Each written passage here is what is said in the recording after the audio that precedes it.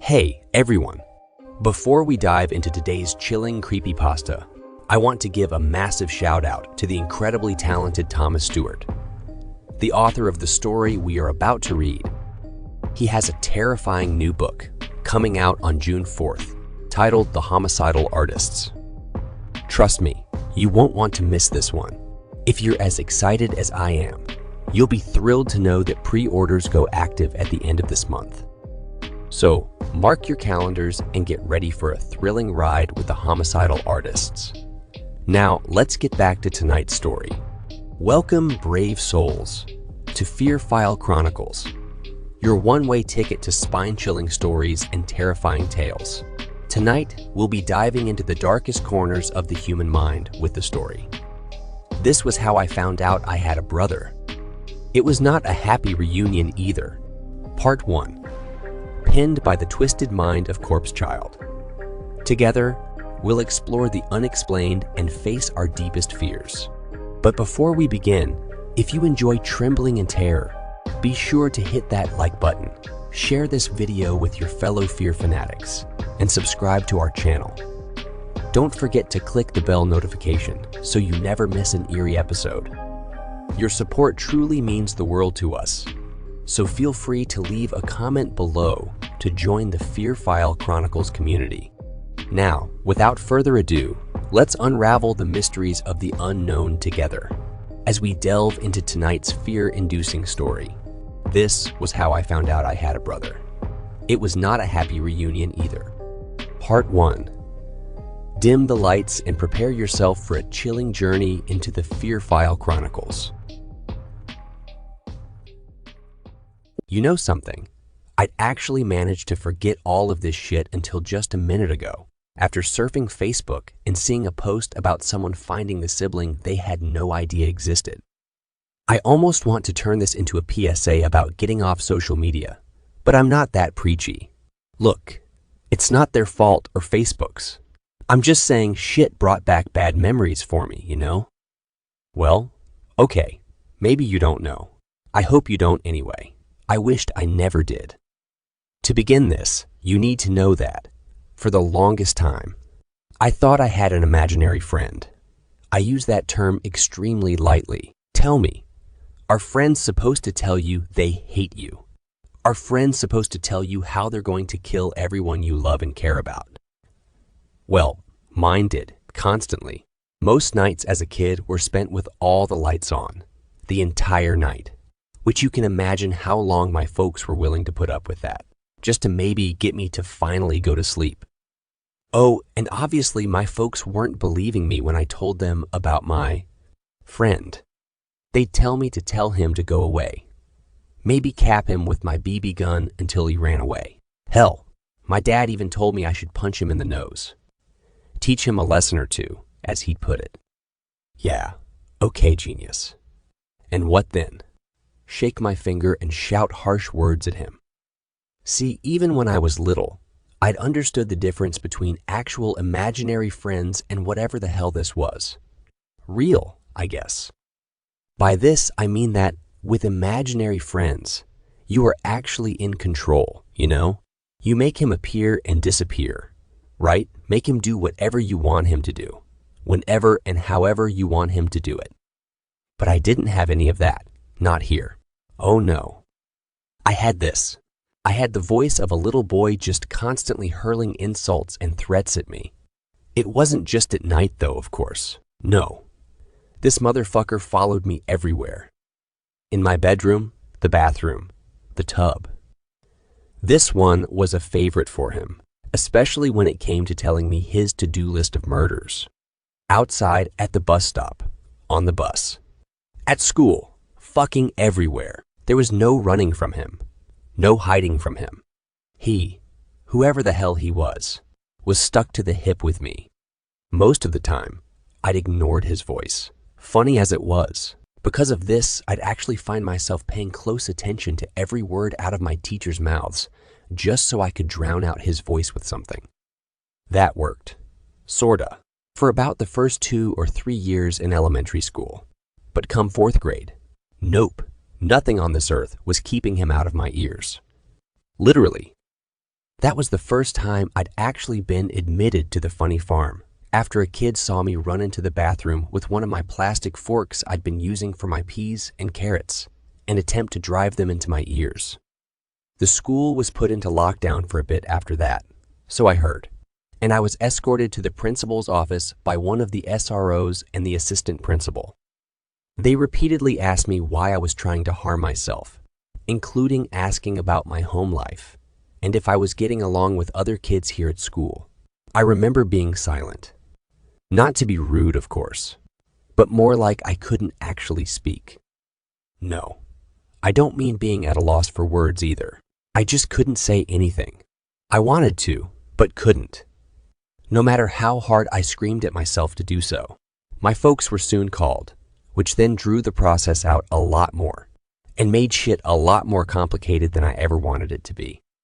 To make this part of the story short, an ambulance was called and I and my parents were all escorted to the hospital, where I was checked in that afternoon and told that stuff from home would be brought to me the next day and that I would be staying there until I was better. Better, huh? They actually said till I was better. Anyway, so I spent that night and every night following for the next month and a half there in the psych ward. The place wasn't all bad though. The nurses were nice, especially the gorgeous young CNA who'd wake me up every morning with a bowl of steamy hot cinnamon oatmeal, a banana, and a juice box, along with a small cup of some sort of grape medicine. The place was actually friendly and inviting, with pictures of smiling children all along the wall. Papier-mâché, origami, and even these quirky-looking clay figures on shelves on the walls. All of this and the other patients, the ones my age at the time anyway, were also really nice to me and fun to hang out with when we had commons time. Being perfectly honest here, I wouldn't have minded any of this one single bit, except for the fact that it wasn't fucking working. Every night, I was still kept awake with his voice, his childish, growly sort of voice, teasing me, saying things like, "Oh, isn't that cute little Greggy's making a friend? Oh, aren't you just special?" I remember pressing the extremely fluffy pillows they'd given me against my ears and telling him to go away. "Oh, go away. That's what you want? For me to go away?" I remember how I heard him laugh. It sounded just like any other little boy's laughter, but coming from him, I couldn't help but associate it with the laugh I used to hear from the Joker in Batman, the animated series. Demented and maniacal. "And what if I don't want to go, huh? You ever think about that?" He snapped back. I didn't answer, opting instead to pull the covers over my head. "No, you only think about what you want, don't you?" I felt little indentations press into the blanket, like small fingers pushing into the comforters over my face. "What about me, huh, Greg?" The fingers dug into the blanket, clenching it tight like it was the only thing keeping him from falling or something. I began to feel the covers slowly pull away from me. I pulled them closer to my face. He chuckled at this. "Oh, what's the matter? You shy? Is that it? You're a shy little weasel. You know, I seem to remember Mom telling us that it wasn't polite to turn away from the person speaking." Us, I remember asking. His giggling sounded absolutely demented this time. "Yeah, us. We're one and the same, Greggy boy." What are you talking about? The same, how? Why don't you take the fucking blanket off, you little baby? My body seized again from under the covers. His voice didn't sound like a child's anymore, instead like a full-grown man, deep and commanding. The covers pulled up again, but I snatched them back to my face. You're gonna suffocate doing that, Greggy. Just leave me alone, I cried. "Leave me alone." He shot back. "Go away! Go away! Boo-hoo-hoo! Poor little me! Mean man won't leave me alone, 'cause he's Pissed the fuck off." Those last few words echoed throughout the room in his demonic bellow. I was a statue under the covers, clenching them close to my face for dear life. A sickening second passed in complete silence. The air was both empty and suffocating at the same time. Then the chuckling came back and he said, Fine then, since you love your little blankie more than me. The air tightened. I started struggling for air. The laughing grew louder, the only thing I could hear over my gasping. The pressure in my head threatened to make it explode. I was fading fast, clawing violently at the blanket over my face. Just before I was gone for the count, though, I saw the blanket get jerked off of me. Before the covers had even completely left my face, fresh air stung, billowing into my starving, gaping lungs. My vision was blurred and the room was dark. I began flailing at a pair of hands I saw grabbing at me. I was a scared, wounded animal, backed into the corner. I knew if those hands grabbed me, the hands of him, whoever he was, then that was it for me. I didn't know what he'd do. After all, right up until a second ago, I didn't even know he could actually touch me. But I knew now that if I didn't fight my way out and run, suffocation would have been just a kindness. The hands were strong, big and calloused. I imagined him being an over 6'5" behemoth, broad-shouldered and built like a goddamn heavyweight boxer. I could hear a voice, booming and deep, just like his, though I couldn't hear what he was saying. I didn't think he was speaking, not English anyway. It was all garbled, grumbling, like he was incapable of speaking, like he had his mouth too full or something. I managed to send a swipe across his face, which had him reeling in pain. I took the opportunity and made a break for the door to my room. Just before I could make it to the door, his hand seized both of my arms and was dragging me back over to the bed. I could hear the garbling get louder, like he was shouting something I couldn't understand. I ignored this, though, and let my instincts kick in by reaching down and taking a chunk out of the fucker's arm. His roar of pain almost deafened me, and I watched him fall backward, cradling his wrist while howling with agony. I was free, and so I took off out of the room, sprinting at faster than lightning speed down the hallway, aiming for the nurse's desk at the very end of the hall. Help! He's trying to get me. I distinctly remember shouting at the top of my lungs. I saw faces peering out of the rooms as I whizzed by. I didn't get to see exactly what their expressions looked like, but I can only imagine they looked absolutely confused. Probably frightened, if we're being honest. I made it to the desk, and the nurse sitting there had the most shocked expression I'd ever seen before up to then. I babbled breathlessly about how he tried to suffocate me after I told him to go away. Now, I bet you know what comes next here, right? He? Who? She asked, shaking. Yeah, I blurted. I tried to hide from him and he tried to... At that very instant, time stopped whizzing by. Adrenaline still had my heart going like it was an engine. But everything was slowing down again. This included my mind.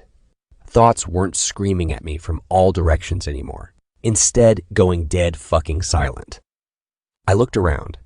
Every resident of my particular hall, a hall, I believe, was outside, all looking at me like I just lit off a firecracker in the middle of the hallway. This limbo lasted for just 5 seconds longer before the door at the other end of the hall burst open with 2 security guards, 3 nurses, and some monkey in a tux stomping down toward the nurse's desk. "What is going on?" shouted the suit guy. No one answered him. Everyone looked blankly around at each other, all except for me. That is, whose brain instead was a crashed computer in that moment. The suit looked at the nurse and asked, "Are you all right here, Doris?" She nodded uneasily. I looked up at the 2 security guards, both eyeing me with the same caution, though of course masked behind a layer of stoicism, as everyone else around me. One of them, I saw, had his hand hovering over the holster on his right hip. This, though alarming to me, somehow didn't affect me at all. The guy in the suit looked at me, narrowing his eyes. "Hello there?" He said to me in a tone that I obviously knew wasn't genuine, an almost shit-eating tone of voice that told me I was about to be in for it. "Are you all right?" I stared at him hollowly. He may as well have been talking to a mannequin at that point. I had not the slightest thought as to what the hell I was supposed to do or say. Even if I had, though, I'm not entirely sure I would have been able to say anything anyways. Just like how, before, I wanted to say something, but I don't know, I just couldn't. For just a moment, I want you to imagine that you're a bug in a jar. Okay? Got that? Good. Now I want you to imagine that someone's shaking the absolute shit out of this jar. You want to get out of the jar, like really bad. But no matter what you do, the one and only thing your small, insignificant ass can do is sit there and try not to have your brains get slung out of your ear canals or something. You watch the jackass on the outside continue to shake the jar, likely laughing his or her ass off while they do. And you simply close your eyes and pray that someday they might stop shaking the damn jar. Powerlessness, I think it's called. Well, anyway, that's what that felt like to me. And it was the first time that I'd actually noticed it. Well, the first time it really stuck out to me anyways. It'd be a long time after before I'd actually figure out why this was happening. The security guards moved in on me and gently, though firmly, took me by my arms and began leading me back down the hallway. Panic took an instant hold of me, realizing they were about to take me back to my room, back to him. Obviously, I wanted to panic, to beg, kick, and scream for them not to take me back, but just like how I couldn't respond to the suit's question, I couldn't do anything here either. Nothing except watch them put my ass back in the jar and shake the hell out of me again. God, please no. Not there. They can't. Slowly, my mind began to resume a bit of control over my body, and my feet began trying to anchor themselves into the floor. This did me no good whatsoever, as the guards' grasps were both far too strong for me. To them, I must have just been a bratty kid being dragged out of the store, kicking and screaming after being told he couldn't have a candy bar. The closer we came to the room, the harder and harder I began to struggle. I even tried heaving my chin down to bite their hands like I had with my imaginary friend earlier. But that was no good either, with them jerking my arms forward, putting their hands out of my reach. Please stop, I managed to cry out. You can't take me back in there. You just can't. He's gonna get me if you do. Please stop. Neither of them paid me any attention. They continued to drag me to my room. When we reached the doorway, the light was on and at the far end of the room, right where I'd seen him land after letting me go, was one of the male nurses with another bandaging his hand. I was confused. What the hell was going on here? Why the hell was there a nurse in my room, and why was he bandaging his... Wait a minute. Like small jolts of lightning, it all suddenly started coming together for me. That wasn't my imaginary friend earlier, trying to hurt me. It was just a nurse, one who'd kept me from suffocating myself to death. But he was there. I know he was. Wasn't he? I stopped struggling then, and my body went limp in the guard's arms. There was no point in fighting now, if there even was before. I shuffled, sort of drunken-looking, into the room and climbed back into the bed. The suit guy came into the room and asked the nurse if he was okay. He took one look at me, like he was trying not to lose his cool with me, and then turned back and nodded his head at the suit. Suit then turns to me and says, You're quite an excited one, aren't you, buddy? I stared at him blankly. Truth be told, I only barely heard what he said at all. He continued to smile at me, which was honestly creeping me out a bit, if only because I knew I was going to be in trouble over the whole thing with the nurse. And his smile was just the kind you'd see from a villain in a movie or something, to me at least. The smile that said to me, yeah, your ass is mine, boy. I half expected either him or the nurse, or both, to start pummeling the shit out of me or something, but they didn't. Instead, suit guy looked at the nurse again and nodded for him, the nurse bandaging his hand up, and the two security guards to all leave the room. They got up and left, leaving me alone with suit guy. What's your name, son? He asked as soon as the door closed again. For a second, My mouth just hung open, unsure of what to tell him. My name. Why does he want to know my name? Hell, what is my name? That should give you at least a base understanding of where my head was at the moment. I couldn't remember my own fucking name. It came back to me eventually, and I answered, Gregory. He chuckled and extended his hand out to me. Well, Gregory, it's nice to meet you. I'm Dr. Ratha. I'm the head of this hospital. You know what that means? I shook my head. That means I've been doing all of this He gestured around the room with his left hand. for quite a while. See, I've treated young boys and girls just like you, Gregory, for a long time now. I've seen a lot of them come to me just like you, troubled or hurting, and I've been able to help them go back into the world, able to fit in with other kids better than ever before and overall be happy. That's what I want, for you to be able to leave this place and be happy. I remember shrinking down a little at this. He seemed so calm, yet I still couldn't help but feel that it was all a ruse. Somehow, I just knew he was about to charge at me or something, primed to wring my neck dry. He remained still as stone, smiling warmly at me. Now, Gregory, He continued. I'd like to ask you a few questions real quick, okay? I made no motion, nor did I say anything. He didn't wait for a response, though. First, I want to ask, how you getting along here? My eyebrows cocked at this. What do you mean? I asked. Like with the other patients, are you getting along with them? Have any friends, maybe? Oh, well, sure. They're nice to me. It's fun to play with them. He nodded his head at this. Good, good. What about the staff? The nurses and doctors, are they nice to you as well? Yeah. Okay. He nodded and paused for about a minute or two, eyeing me up and down. Okay, now, Gregory, can I call you Greg? I nodded and he continued. Greg, I'd like you to tell me exactly what happened just a moment ago when you bit the nurse. Oh. My head shrank all the way into my shoulders like a turtle. I was hoping he wasn't going to try this line of questioning with me, even though I knew he was going to eventually.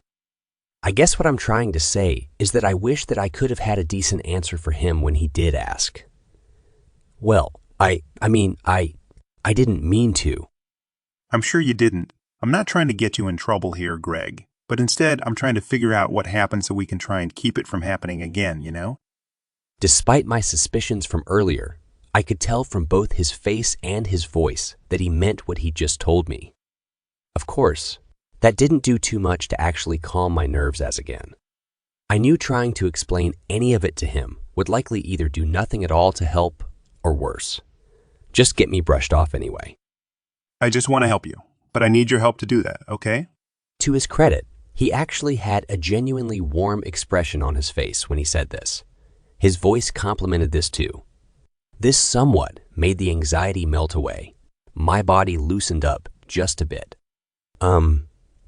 Oh, okay. Well, I thought he was. I thought he was somebody else. Who exactly? I took a deep breath. I don't really know, sir. He's just, well, he's someone that keeps coming to me every night, always saying bad things to me. Saying things like what exactly? Like how he wants to hurt me or my family and friends. Has he ever done any of it? Hurting them, I mean? I shook my head. No, not yet, I don't think. Has anyone else told you about him? What do you mean? Like, has anybody else told you that they were being harassed by him? No, I don't think anybody else has ever seen him. I see.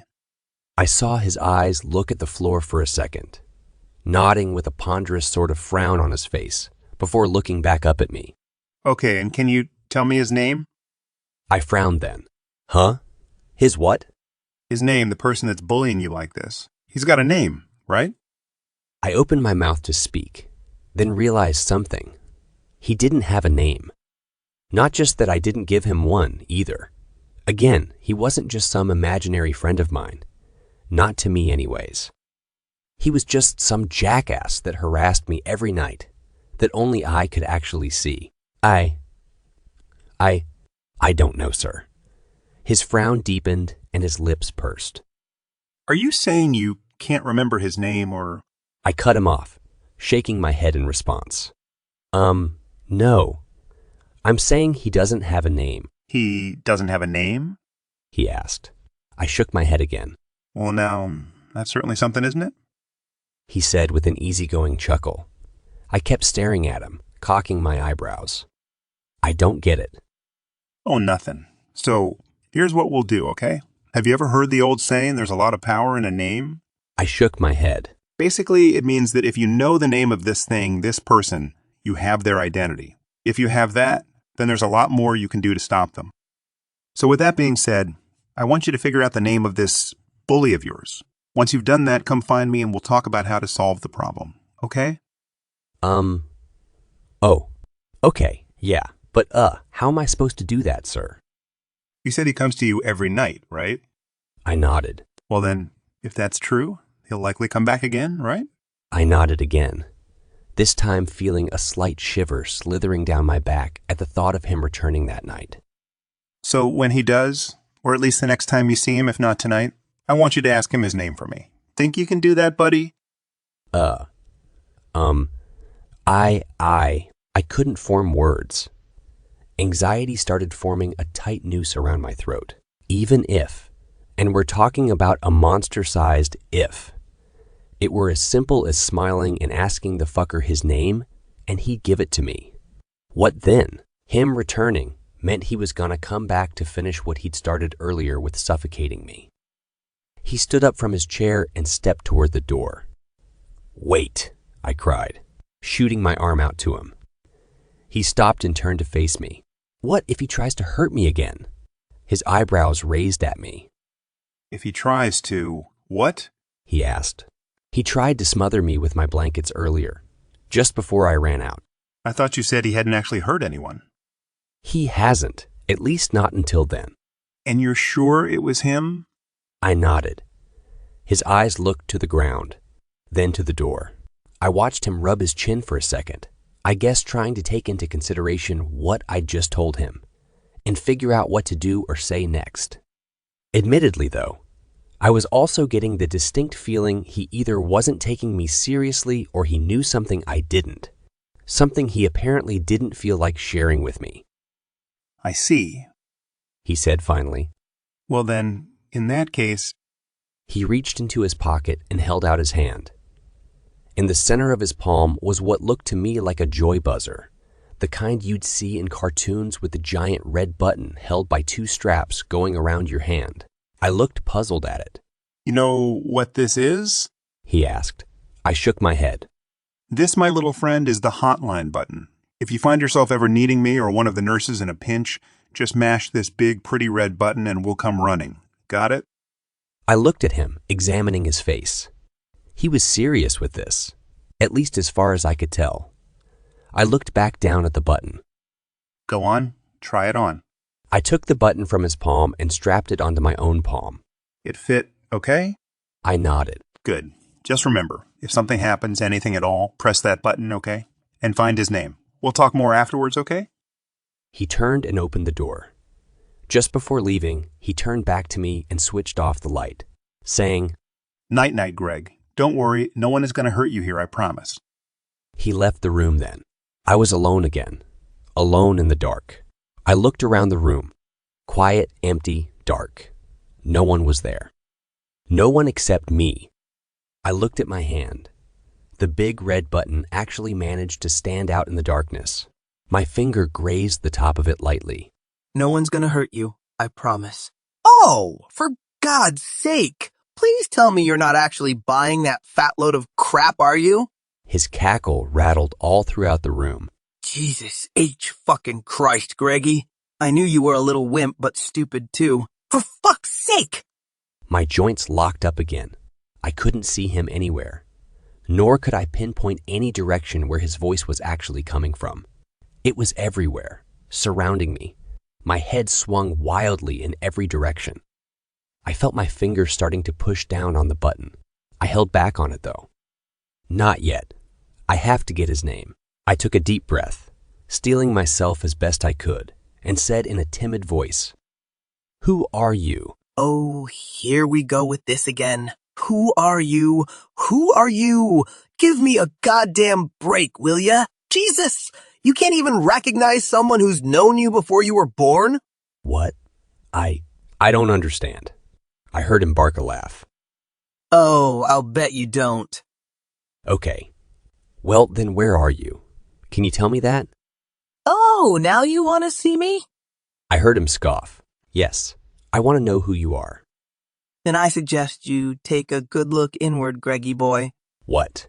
What the heck's that supposed to mean? Haven't you ever felt like a part of you was missing? What? What? Jesus, is that all you can say? Look, I don't understand. I just want to know who you are. And I'm telling you, you know who I am? No, I really don't. In that case, you may want to ask that bitch of a mother we have. There it was again, that we he kept using. We, I asked. You mean mine? I didn't stutter, you little shit. Hopefully now you can start getting a clue, though. Are you telling me that you're my... Go on, say it. You're my brother. Oh, you say that like it's such a bad thing. I heard him make an exaggerated gasping noise. You don't like me as your brother? My spine stiffened further. He chuckled again and said, Oh, well, you're not the only one. What? And here we are again with this. What? God, I'm gonna have to start calling you what? From now on, ain't I? What do you mean? I don't have a brother. I never had a... Again, ask Mom. I betcha she'll lose her ass once she realizes you know the truth. This next part's a little hard to explain, but I began to feel a sort of pressure just sort of peeling away from me. By this, I mean that I started to feel normal again, like I actually had control over my body and my thoughts again. I'll leave you alone then as reward for finally figuring this much the fuck out. I heard him say with a condescending chuckle before finally feeling completely free again. I remember actually having to catch my breath afterwards, having felt constricted for so long. I looked around the room. Dark, quiet, still. There wasn't anything or anybody in that room, only me. I sprang from the bed, flipped the light switch on, and frantically began tossing the room, pulling out all the drawers, turning over everything. I wanted to find him. I wanted to see him. My imaginary friend. My brother. His words continued echoing in my head as I did. I have to find him. How is he my brother? I have to find his name. How can I have a brother? It's the only way I can make him go away. Who else knows about this? That's when I stopped. I didn't know his name, but I still knew him, to a certain degree at least. I knew who he was claiming to be. Now, obviously, 9-year-old me had every instinct that the motherfucker was lying his ass off. Just another way. He was succeeding in screwing with me, right? But what if it was true? If I did have a brother, then who else would know? Well, the answer to that question at least was answered almost immediately. He told me so himself, right? That old bitch of a mother of ours. I couldn't bear anything remotely related to the idea that my mother had been intentionally lying to me for years. But then again, how would I know for sure, unless I found out for myself, right? Well, my friends, we've reached the end of tonight's chilling tale. This was how I found out I had a brother. It was not a happy reunion either. Part 1, by the talented corpse child. I hope you've enjoyed our descent into darkness, and that you'll carry a piece of the Fear File Chronicles with you as you drift into uneasy dreams. If our story left you shivering and shaking, don't forget to like this video, share it with others who crave a good scare, and subscribe to the Fear File Chronicles for more haunting horrors. Remember to hit the bell notification so you're always among the first to know when a new nightmare awaits. As always, we appreciate your support and would love to hear your thoughts in the comments below. Sharing your fears and frights with us truly means a lot, so don't be shy to engage with our sinister community. Until next time, remember to embrace the darkness, for it is within the shadows that our most terrifying stories are born. Good night, and stay scared.